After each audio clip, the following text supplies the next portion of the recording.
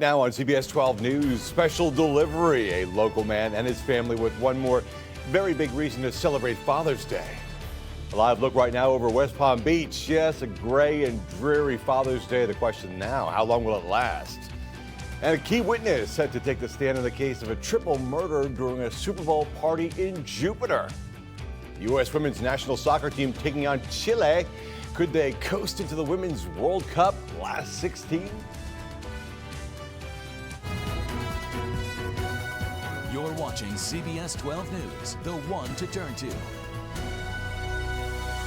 Good evening, everyone, and happy Father's Day to you. We hope all you dads watching out there were able to celebrate your special day despite having to dodge some of those raindrops out there. So what's on tap for the rest of the night? Well, let's go ahead and get right to Chief Meteorologist Erin Christensen with what you can expect for the rest of the evening. Wow, that's a lot of green. It certainly is, Paul, and believe it or not, it's a lot less than what we were seeing earlier. Look at this. Our showers starting to come to a close here across Palm Beach County, kind of tapering off, but I wouldn't be surprised if we see yet another round of rain. We've already picked up 33/100ths of an inch, could see just about half an inch of rain before the night is over. Really now it's the Treasure Coast as we make our way into St. Lucie County. You're seeing some moderate rain, Port St. Lucie, River Park, up through Indian River Estates, and it continues to track to the northwest at about 10 to 15 miles per hour. So our showers and storms at this point, not severe, just bringing on some puddles in the road there and moving in over farmland now just to the northwest. But we do have more rain on the radar tonight. So let's give you a look at our hour by hour radar. We take you through the course of the evening. If you're still headed out with Dad near Boynton Beach, all the way up through West Palm at 8 to 9 p.m. We do still see some showers there. Again, the general movement to the northwest through about 10 o'clock and then kind of hugging the coast here even about midnight and through early morning, moving into Vero Beach as well as Fort Pierce. The day wasn't a complete loss. Speaking of Fort Pierce, look at the inlet there. Some folks getting out and about, kind of enjoying the warm temperatures. Right now we're at 77 degrees. Humidity is sticky 82%. Coming up, more rain on the way. I'll tell you how much for your area for the next 3 days coming up. All right, Erin. Right now, as dads across our area celebrate Father's Day, you could say this day is even more special for the men who became fathers today. CBS 12's Nyla Charles live tonight from St. Mary's Hospital with why this day means so much, especially to one local dad. Nyla.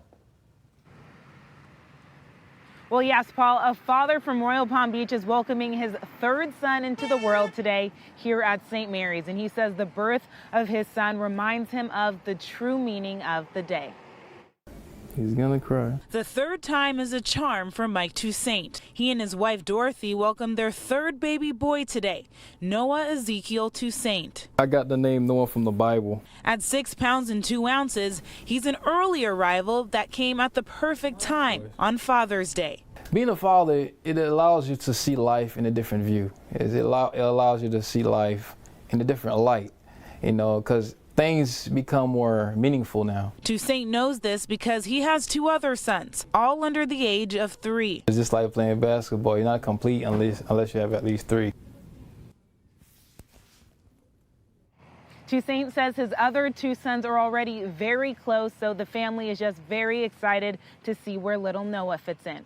For now, reporting live from West Palm Beach, Nyla Charles, CBS 12 News. Third time's a charm. Good news there, Nyla. Thank you. So, how are you spending your Father's Day today? We want to thank Anna from Boynton Beach for sending us this photo of her and her dad. And of course, we always want to see your pictures. Just chime in by texting the word photo to 44332, or you can just head on over to our website, cbs12.com. There you can upload your pictures right at the top of our homepage.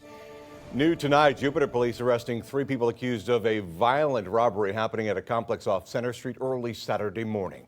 Annabelle Sandoval, Louis Cho, and Felipa Cho Tepas accused of severely beating the 21-year-old victim, including hitting him in the face with a glass beer bottle and kicking him in the groin. Then, police say later taking his iPhone. The victim later taken to Jupiter Medical Center tonight. He is expected to be okay. A key witness is expected to take the stand tomorrow in the Super Bowl Sunday triple murder in Jupiter. The host of the party, an alleged victim of attempted murder in the case, gave police key information, but it's his own drug and arms dealing that brought him his own legal troubles, hurting his credibility. The case centers on the killings of 3 young people gathered Super Bowl Sunday at a house in Jupiter. 24-year-old Brandy El Sully, Kelly Doherty, age 20, and Sean Henry, 26, all died from multiple gunshot wounds. Police eventually arresting 2 men. One of them, Christopher Vasada, is now on trial. Monday, the party host, Charles Vorpagel, who's been called the star witness, is set to testify. But Vorpagel has credibility issues. He's serving a federal prison sentence for all the drugs and guns found in his rented home when police investigated the triple murder. So when you talk about Vorpagel, clearly I'm not so sure that I would consider him the star witness. Former FBI agent Stuart Kaplan, who now practices criminal defense law, is based in Palm Beach Gardens. The star of this case is what a great job the Jupiter Police Department did in collecting the forensic evidence. Friday, a sheriff's crime lab scientist linked Vasada and co-defendant Marcus Stewart to multiple items from the crime scenes. And then we know Vasada had one of the 2 black gloves on his person, and then later on they discovered the black glove in the Honda. You know, those things are insurmountable to try to now suggest that Vasada was not involved in the actual shooting. Now, this past week, Vasada's defense team pointed to a third man as a possible shooter. Prosecutors seeking the death penalty for Vasada and his co-defendant, who will be tried later on. Let's go ahead and take a closer look now at how all of this unfolded. All 3 victims killed on February 5th, 2017, when the masked gunman stormed the backyard of the Jupiter home. February 9th, the party's host, Charlie Vorpagel, is arrested on gun and drug charges. A month and a half later, Christopher Vasada released from the hospital and arrested. Then November 28th, the accused second gunman, Marcus Stewart, is arrested. He has yet to go to trial. Now, if Vasada is convicted and sentenced to death, it will be the first death sentence handed down in Palm Beach County since Carlton Francis. That was back in 1998. He's on the left side of your screen. And on the right, that's William Van Poyck. He was the last person with a Palm Beach County case to be executed in 2013, convicted of killing a prison guard back in the 80s. CBS 12 News, of course, will continue to follow the trials. You can read more on this case and watch the live stream of the trial on our website, cbs12.com. Now to a recall alert before you sit down to dinner tonight. Several flavors of Ragu pasta sauce now recalled over fears they may contain pieces of plastic. Ragu's parent company issuing the voluntary recall for 5 products, including 3 different sizes of the chunky tomato, garlic, and onion flavored pasta sauce. For a complete list of the items that are affected, just head on over to our website, cbs12.com. And a big admission from Boeing's top brass tonight. The CEO saying the company made a, quote, mistake in handling a problematic cockpit warning system in its 737 MAX jets before crashes in both Indonesia and Ethiopia, killing more than 300 people. He says Boeing's communication with regulators, customers, and the public was, quote, not consistent, and that's unacceptable, end quote. He promised transparency as Boeing works to get the grounded planes back in the air. Well, it's Dad's special day, and many fathers and their kids spending the day checking out more than 100 unique cars, from antiques to classics to street rods, and hey, guess what? All for a great cause. And this woman may be smiling in her mugshot, but what she's accused of doing, let me tell you, no laughing matter, especially among anti-environmentalists. We'll tell you why after the break.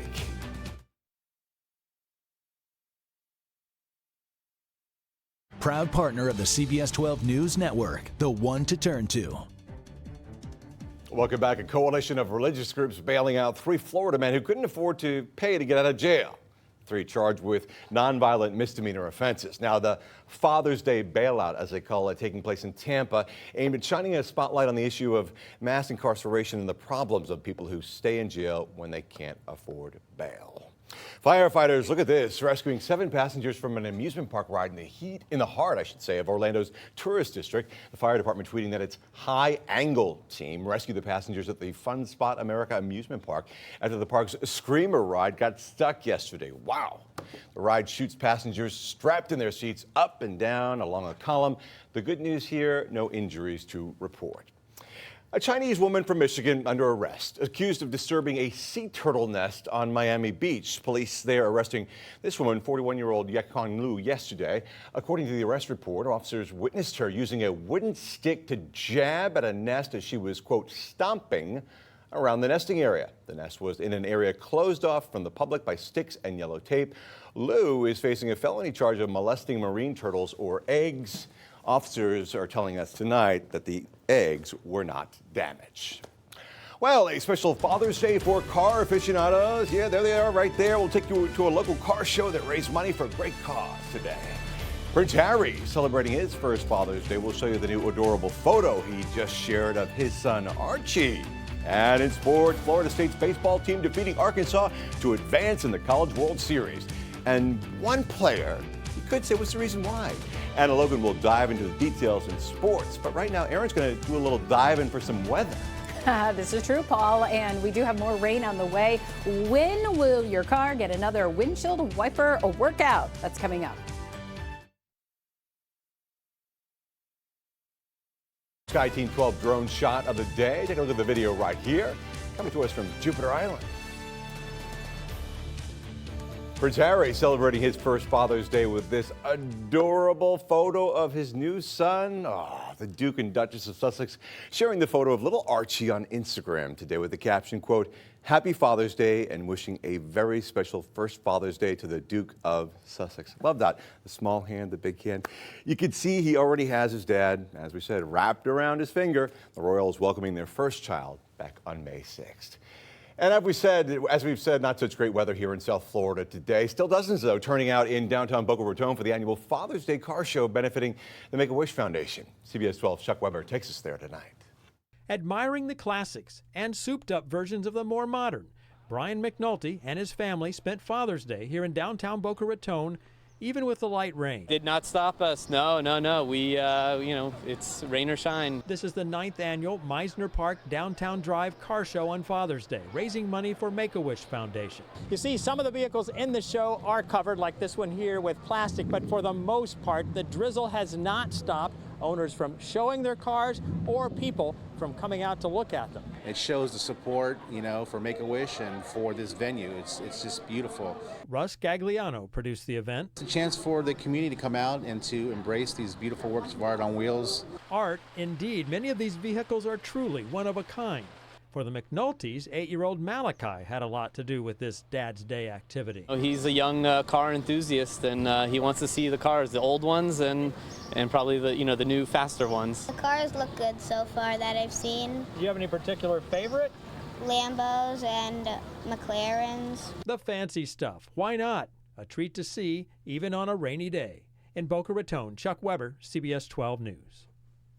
Even in the rain, caught on camera. Look at this. Residents in Monroe County, Indiana, spending their Father's Day picking up the pieces after a suspected tornado ripped through the area. Wow, look at that. In Ellettsville, this is southwest of Indianapolis. Winds there so strong it ripped off the front of a home, and there's also some video of the damage in nearby Beech Grove. Several trees, power lines knocked down, and several homes damaged.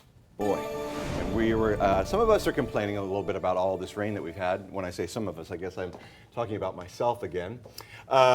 We do need it, but it's not too bad out there. No, especially when you look at what some of the other folks are having to deal with across the country. And we are going to give you a coast-to-coast look at what they're dealing with here. But in the short term, want to let you know what's on the way tomorrow, Paul, because another round of rain in the morning for that morning commute.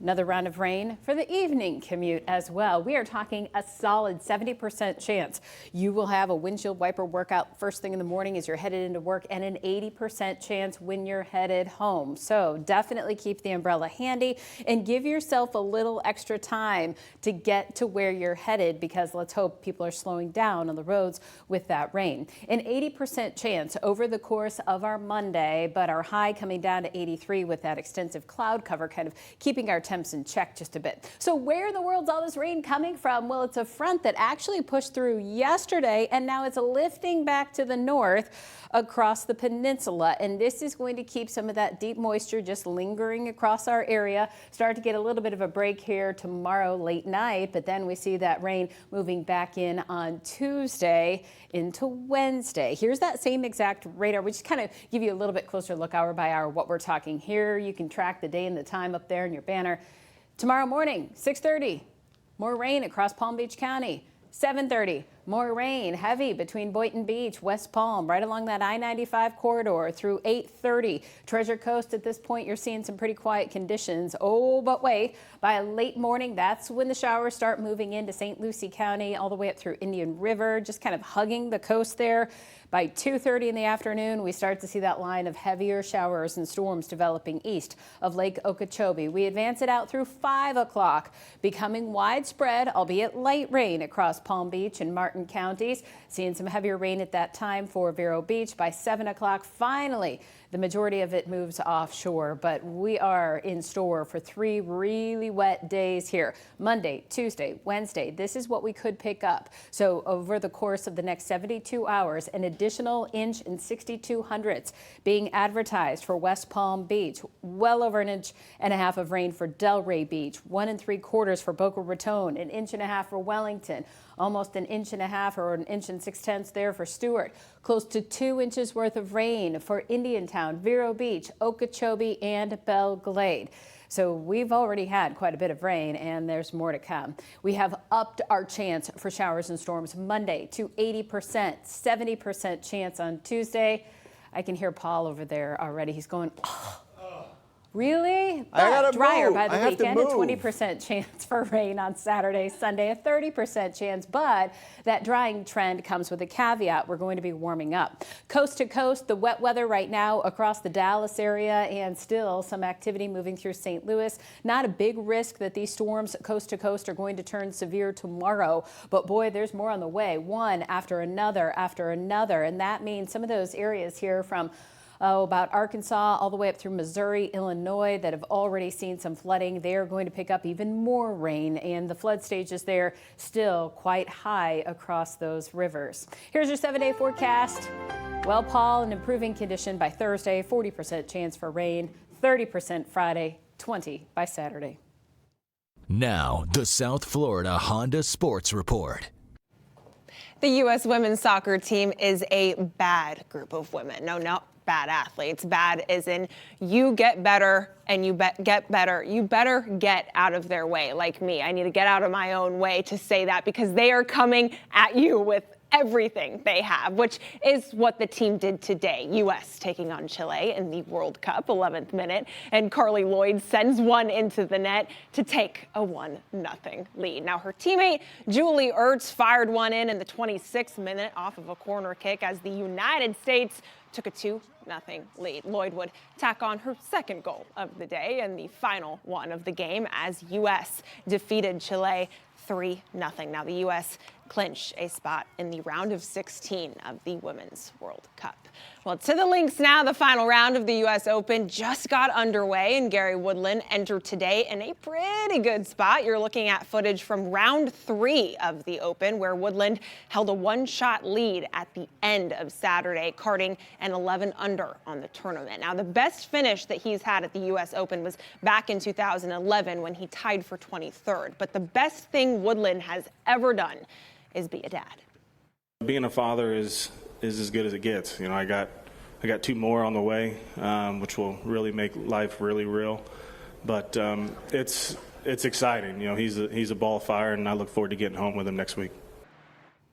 Happy Father's Day to all the dads out there. We'll have highlights from this dad, Woodland, tonight at 11. Right now, Brooks Koepka is 4 under through the first 5 holes, giving Woodland a run for his money. Again, we'll have highlights tonight. Well, last night, Florida State's baseball team won the College World Series opener for the first time since 1987. The Seminoles defeated Arkansas 1-0, a score that tells a story of incredible defense and unbelievable pitching. But you better believe it, because Seminoles pitcher Drew Parrish did. The junior struck out 9 with only 2 walks and helped the Noles become only the second team to shut out Arkansas this season. Now, Parrish's 9 strikeouts were the most for an FSU pitcher in Omaha since 1992. The junior is the first FSU starter to win a College World Series opener since Jonathan Johnson in 1995. An exciting night for Parrish, but too bad he can't remember most of it. I don't really know what happened out there, honestly, as part of the emotion standpoint. I was just locked in and just trying to throw pitches and, you know, keep my team in the game. But probably in a few days from now, it'll hit me, and I'll take a step back and try to take it in for a minute. There was a lot of emotions going on. You know, it was a close game all the way through, and Arkansas played really, really well. If you knew you could go to a baseball game every night, you would be big-time baseball fans, because that's the way you hope that your team plays every night. And I know it's disappointing for the other team. They had a lot of things, so to speak, go our way. Yes, a lot of things went their way. The Seminoles will meet Michigan in the winners bracket game on Monday at 7 p.m. Excited for it. It's like a good game. All right. Finally, tonight, Pink Floyd fans, listen up. David Gilmour is auctioning off more than 120 guitars through Christie's Auction House. They're on display to the public in New York City until the auction that happens on June 20th. Now, proceeds will go to Gilmour's charities that provide money to alleviate world hunger and homelessness. One of the highlights is his Black Fender Stratocaster, right? Remember this, right? Which is used to perform and record many of Pink Floyd's biggest hits. What do they call it? The Black Strat, Aaron? I guess so. Awesome. Dark Side of the Moon? That's awesome. Man. I always love the album covers. That's Yeah, really good. love Pink Floyd. Yeah, hope they raise a lot of money too for those shows. Yeah, great cause. All right, thank you. 60 Minutes is next. We'll see you here at 11.